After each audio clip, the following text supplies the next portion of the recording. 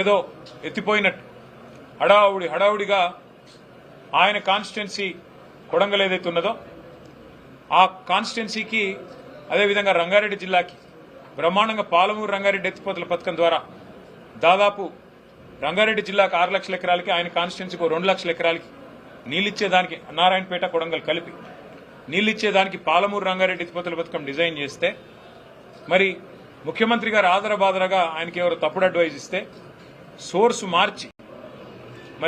మార్చి శ్రీశైలం కాకుండా జూరాల కాడ సోర్స్ మార్చుకొని కొడంగల్ నారాయణపేట లిఫ్ట్ ఇరిగేషన్ అని చెప్పి 4,000 పైచిలకు కోట్ల రూపాయలతో ప్రత్యేకంగా టెండర్ పిలిచినారు. ఆదరబాదరగా డిపిఆర్ లేదు, పర్యావరణ అనుమతులు లేవు, ఏదీ లేవు.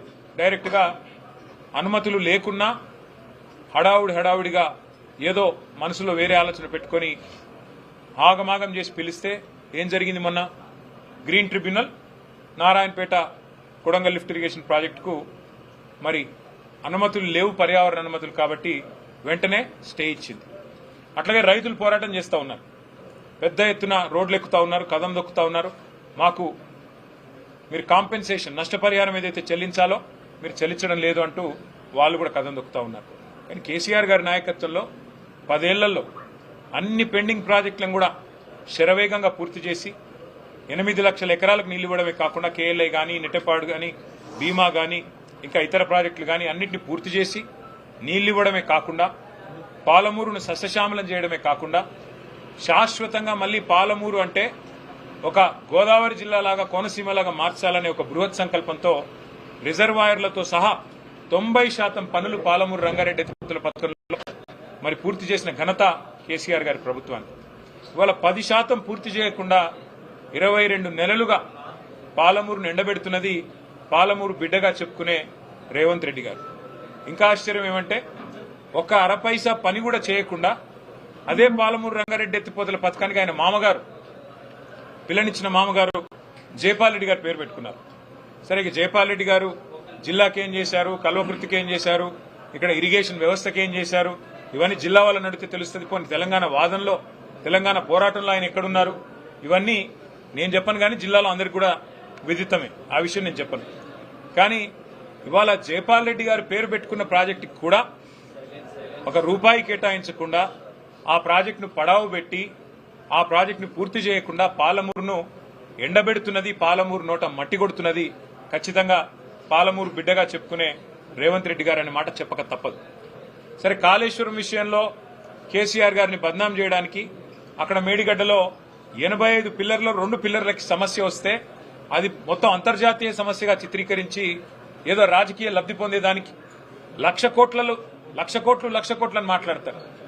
ఆయన మామగారు స్వయంగా పద్మారెడ్డి గారు చెప్పినారు, అది 93,000 కోట్లు 94,000 కోట్లు ఖర్చైన ప్రాజెక్టులో 1,00,000 కోట్ల కుంభకోణం ఎట్లయితుంది, ఇది రాజకీయం తప్ప ఇంకోటి కాదు అని వాళ్ళ మామగారు చెప్పినా దాని మాట వినరు.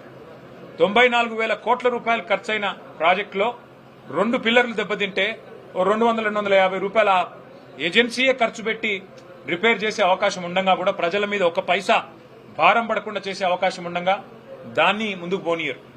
సరే, అక్కడంటే ఏదో జరిగింది, ఏదో మీరు 20 నెలలు మీ పైశాచిక ఆనందం కోసం రైతులను ఇబ్బంది పెడుతున్నారు, కేసీఆర్ గారిని ఇబ్బంది పెట్టడం ద్వారా, కేసీఆర్ గారి మీద కేసు పెట్టాలనుకోవడం ద్వారా అక్కడ ఒక రాజకీయ కుయుక్తితో ప్రయత్నం చేసినారు అనుకోవచ్చు. మరి పాలమూరు రంగారెడ్డి ఎత్తిపోతల పథకానికి ఏమైంది? ఇక్కడ మీకు ఏ ఆటంకం లేదు కదా, ఇక్కడ 90% పనులు అయిపోయినాయి కదా, కేవలం 10% పనులు చేయడానికి మీకు మనసెందుకు రావట్లేదు? 22 నెలలు సరిపోలేదా? 22 నెలల్లో మీరు డబ్బులు కేటాయించి పాలమూరు రంగారెడ్డి ఎత్తిపోతల పథకానికి శ్రీకారం చుట్టడానికి మీకు మనసు రావడం లేదా రేవంత్ రెడ్డి గారని మేము అడుగుతా ఉన్నాం. తప్పకుండా ఈ జిల్లా ప్రజలను చైతన్యవంతం చేసే దిశగా ఆలోచన చేస్తాం పార్టీగా. ఈ జిల్లా నాయకత్వం కూడా వారు కూడా ఇప్పటిదాకా నాకు చెప్తా ఉన్నారు ఏ రకమైన పరిస్థితులు ఉన్నాయి జిల్లాలో. నాయకుల మీద కేసులు పెట్టడం, మా దేవరకద్రలో ఒక మండల పార్టీ ప్రెసిడెంట్ మీద ఒక లేని కేసు పెట్టి జైలుకు పంపించి పార్టీ మారితే కేసు తీసేస్తాం, పార్టీ మారకపోతే జైలుకు పంపుతాం అని బెదిరించడం, వ్యాపారాలు చేసుకునే చిన్న వ్యాపారాలు చేసుకునే నాయకుల మీద వాళ్ళ క్రషర్లు ముయించడం, వాళ్ళ వ్యాపారాల మీద పడి జీఎస్టీ వాళ్ళని వేధించడం, పోలీసులను పంపించి వేధించడం, ఈ రకంగా ఒక చౌకబారు రాజకీయం ఇవాళ ఈ జిల్లాలో కూడా జరుగుతూ ఉన్నది. మరి పాలమూరు బిడ్డగా చెప్పుకునే రేవంత్ రెడ్డి గారు ఇకనైనా కళ్ళు తెరిచి నిద్రలోంచి లేచి బయటికి వచ్చి మీరు వెంటనే పాలమూరు రంగారెడ్డి ఎత్తిపోతల పథకాన్ని సత్వరమే పూర్తి చేయాలి. 10% మిగిలింది. 90 పైసల పని అయిపోయింది. 10 పైసల పని ఉంది. ఇది పూర్తి చేస్తే డెఫినెట్ గా జిల్లా రైతాంగం గాని మేం గాని అభినందిస్తాము. లేని పక్షంలో తప్పకుండా మిమ్మల్ని అభిశంసిస్తాము. ప్రజల తరఫున మిమ్మల్ని ఎండగడతాము. ప్రజల తరఫున నిలదీస్తామని చెప్పి వారిని హెచ్చరిస్తూ ఈరోజు మరి అనుకోకుండా వచ్చిన కార్యక్రమం ఇది. అయినప్పటికీ పాత్రికేయ మిత్రులందరూ వచ్చినందుకు మీ అందరి సహృదయానికి కూడా హృదయపూర్వకంగా ధన్యవాదాలు.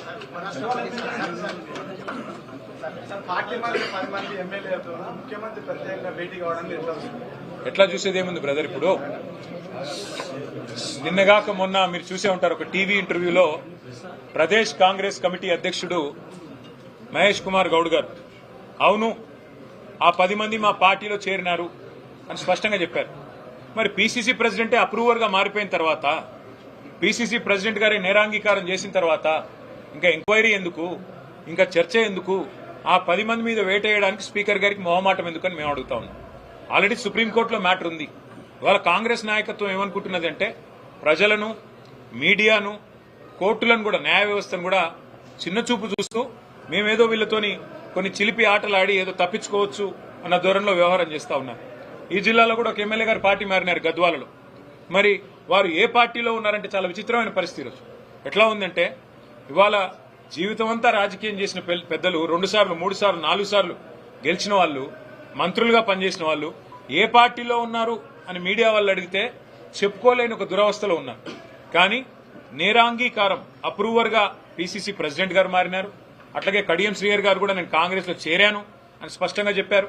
ఇవన్నీ ఆన్ రికార్డ్ మీడియాతోనే చెప్పారు. కాబట్టి ఇంకా ఇందులో చర్చించడానికి కానీ, తర్కించడానికి కానీ, పరిశోధించడానికి కానీ ఏమీ లేదు. వెంటనే వారి మీద వేటు వేయాలని చెప్పి మా పార్టీ తరఫున మేము డిమాండ్ చేస్తున్నాం. కోర్టు యొక్క ఆలోచనని గౌరవించాలని చెప్పి మేము విజ్ఞప్తి చేస్తున్నాం. మరి పీసీసీ ప్రెసిడెంట్ ఆయన ఒక అర్రలో కూర్చుంటే మంచిది. అంటే పీసీసీ ప్రెసిడెంట్ చెప్తున్నాడు కృష్ణమోహన్ రెడ్డి మా పార్టీలో ఉన్నాడని, మరి ఈయన నేను కాదంటున్నాడు.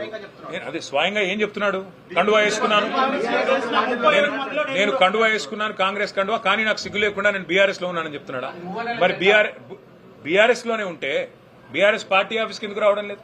బీఆర్ఎస్ లోనే ఉంటే బీఆర్ఎస్ శాసనసభా పక్షంతో ఎందుకు కూర్చోవడం లేదు? బీఆర్ఎస్ లోనే ఉంటే బీఆర్ఎస్ ప్రోగ్రాంలలో ఎందుకు పాల్గొనడం లేదు? అంటే ప్రజలను పిచ్చివాళ్ళు అనుకొని, ప్రజలను వెర్రివాళ్ళు అనుకొని, ఓటేసిన ప్రజల్ని వాళ్ళ విఘ్నతను అగౌరవపరచడం కాకపోతే ఇదేంటిది?